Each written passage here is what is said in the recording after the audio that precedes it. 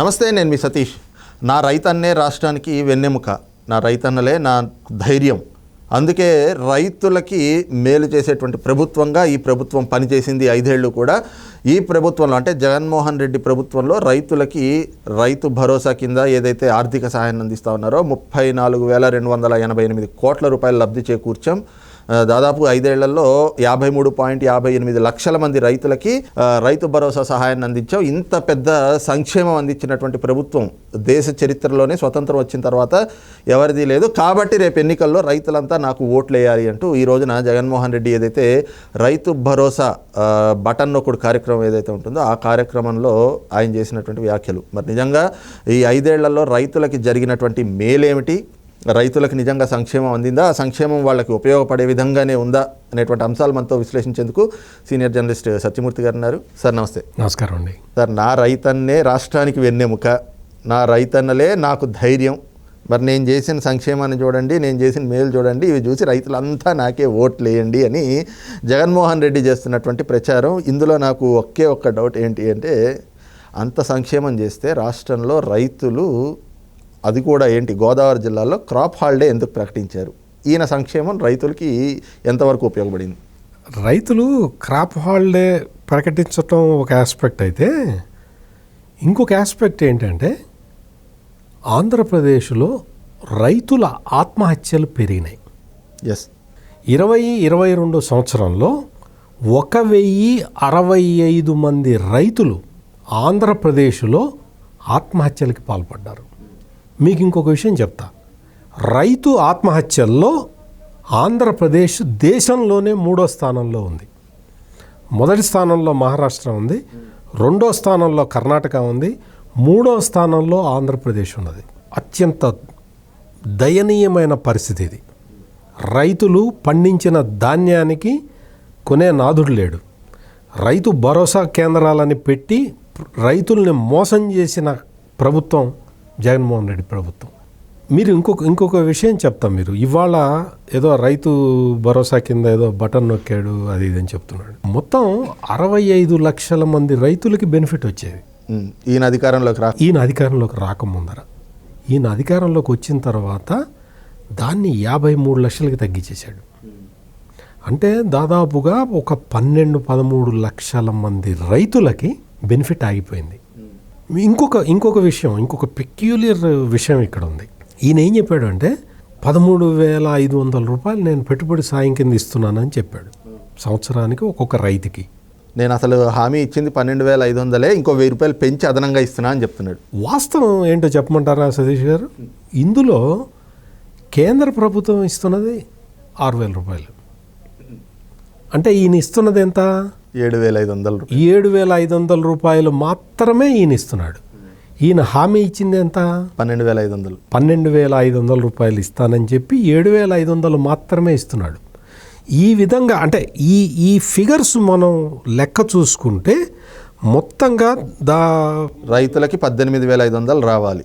18,500 కేంద్ర ప్రభుత్వం దాంతో కలిపి 18,500 రావాలి. నువ్వు ఇస్తున్నది 13,500 కదా.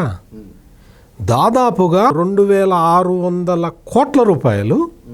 ఈ విధంగా చూసుకుంటే 2,600 కోట్ల రూపాయలు రైతులకి నష్టం చేకూర్చాడు. రైతులకి ఇవ్వాల్సింది నేను మాట తప్పను మాట తెప్పను అంటావు, నేను అబద్ధాలు చెప్పను అంటావు. నువ్వు చెప్పింది మరి ఇది పచ్చి అబద్ధం.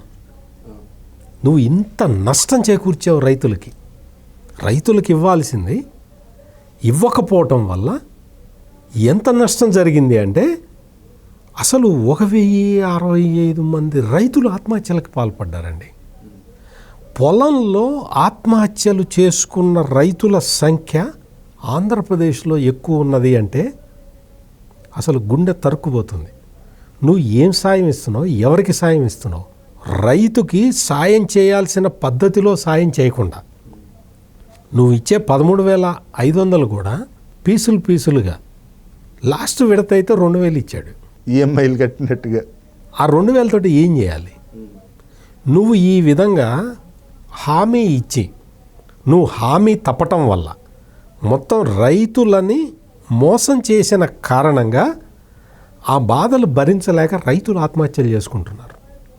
ఇటువంటి దారుణమైన పరిస్థితి. మనం అంతకు ముందర సమైక్య ఆంధ్రాలో తెలంగాణలో రైతుల ఆత్మహత్యలు ఎక్కువ ఉండేవి. చాలా దారుణంగా రైతులు ఆత్మహత్య చేసుకునేవాళ్ళు తెలంగాణ రైతులు. ఎందుకంటే నీటి సోర్స్ లేక. ఆ సమయంలో ఆంధ్ర భూభాగంలో రైతుల ఆత్మహత్యలు ఉండేవి కాదు. అటువంటిది సంవత్సరానికి 1000 మంది రైతులు ఆత్మహత్యలు చేసుకునే స్థితికి రాష్ట్రాన్ని తీసుకొచ్చావు అంటే అది మరి నీ గొప్పతనం అని నువ్వు చెప్పుకుంటే, ఈ రైతులందరూ నీకు సపోర్ట్ చేయాలని నువ్వు కోరుకుంటే దాన్ని మరి ఎట్లా చూడాలో నాకైతే అర్థం కావట్లేదు. కానీ నువ్వు చేసిన డ్యామేజ్ అంటే ఫార్మింగ్ కమ్యూనిటీకి జగన్మోహన్ రెడ్డి చేసిన డ్యామేజ్ ఎవరు చేయలేదు సార్. అంటే ఇంకో పక్కన ఈ రోజున వైసీపీ నాయకులు కానీ జగన్మోహన్ రెడ్డి కానీ మొదటి నుంచి కూడా తెలుగుదేశం పార్టీ మీద, పార్టీ అధినేత చంద్రబాబు గారి పైన ఒక ఆరోపణ అయితే ప్రతి ఎన్నికల సమయంలో కానీ ప్రతి సందర్భంలో ఇదే మాట చేస్తూ ఉంటారు.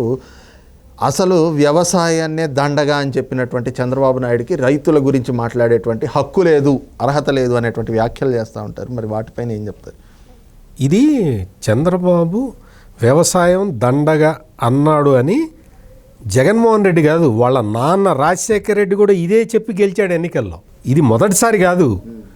రాజశేఖర రెడ్డి కూడా ఇదే స్లోగన్ చెప్పి చెప్పి చెప్పి చెప్పి చంద్రబాబు రైతు వ్యతిరేకి అని చిత్రీకరించి గెలిచాడు. చంద్రబాబు నాయుడు వ్యవసాయం దండగా అన్నాడు అని ఎవరైనా సరే ఆయన క్లిప్పింగ్ కానీ ఆయన పేపర్ కటింగ్ కానీ ఏదన్నా చూపించగలుగుతారా? ఈ ప్రశ్న తెలుగుదేశం వాళ్ళు ఎప్పటి నుంచో అడుగుతున్నారు. రాజశేఖర రెడ్డిని కూడా అడిగారు. రాజశేఖర రెడ్డి కూడా దాని దగ్గర సమాధానం చెప్పలేకపోయాడు. ఇప్పుడు ఇంకా వాళ్ళ నాన్న దగ్గరే లేకపోతే జగన్మోహన్ రెడ్డి దగ్గర ఏముంటుంది? చంద్రబాబు నాయుడు ఏ రోజున కూడా, నేను ఒక జర్నలిస్ట్గా నేను చెప్తున్నాను, చంద్రబాబు నాయుడు ముఖ్యమంత్రిగా సమైక్యాంధ్రలో ఉన్నంతకాలం నేను ఆయన దగ్గర నుంచి పరిశీలించిన జర్నలిస్ట్గా చెప్తున్నాను, చంద్రబాబు నాయుడు ఏ రోజున కూడా వ్యవసాయం దండగా అనలేదు. చంద్రబాబు నాయుడు ఆ రోజున చెప్పింది ఏంటి అంటే వ్యవసాయంలో లాభాలు నష్టాలు, అంటే లాభం వస్తుందో తెలియదు, నష్టం వస్తుందో తెలియదు, ప్రకృతి వైపరీత్యాలు ఉంటాయి. ప్రకృతి వైపరీత్యాల నుంచి పంట కాపాడుకునే వ్యవస్థ అప్పటికి లేదు ఇంకా. అందుకని ఏం చేశాడు అంటే రైతులు వ్యవసాయ అనుబంధ రంగాల్లోకి వెళ్ళండి. అంటే వ్యవసాయ అనుబంధ రంగాలు ఏంటి? కోళ్ల పెంపకం, పశువుల పెంపకం, పాల అమ్మకం, ఇటువంటి వాటిల్లోకి వెళ్ళండి అని చంద్రబాబు నాయుడు సలహా ఇచ్చాడు రైతులకి. ఆ మేరకు ఆయన దానికి సంబంధించిన మిల్క్ ప్రొక్యూర్మెంట్, వాటికి సంబంధించిన ఏర్పాట్లు కూడా ఆయన చేశాడు. చేసి రైతులకి వ్యవసాయం మీద వచ్చే ఆదాయంతో పాటు ఈ వ్యవసాయ అనుబంధ పరిశ్రమల నుంచి వచ్చే ఆదాయం వచ్చేలాగా చేశాడు ఆయన. చంద్రబాబు నాయుడు ఇంకో విషయం ఏం చెప్పాడంటే 2 కొడుకులు ఉంటే ఒక కొడుకును వ్యవసాయంలో పెట్టండి, ఇంకో కొడుకుని చదివించుకోండి. అంటే చదివించుకుంటే అది మీకు అగ్రికల్చర్లో కూడా, అంటే వ్యవసాయంలో కూడా నూతన సాంకేతిక పరిజ్ఞానాన్ని ఉపయోగించుకోవడానికి దోహదపడుతుంది అని ఆయన చెప్పాడు. ఇవి చెప్పాడు తప్ప వ్యవసాయం దండగా అన్న మాట చంద్రబాబు నాయుడు ఏ రోజు అనలేదు. ఆ అబద్ధం చెప్పే రాజశేఖర రెడ్డి అధికారంలోకి వచ్చాడు. ఇప్పుడు జగన్మోహన్ రెడ్డి మళ్ళీ అధికారం కోసం అదే పాత రికార్డుని వేస్తూ ఉన్నాడు.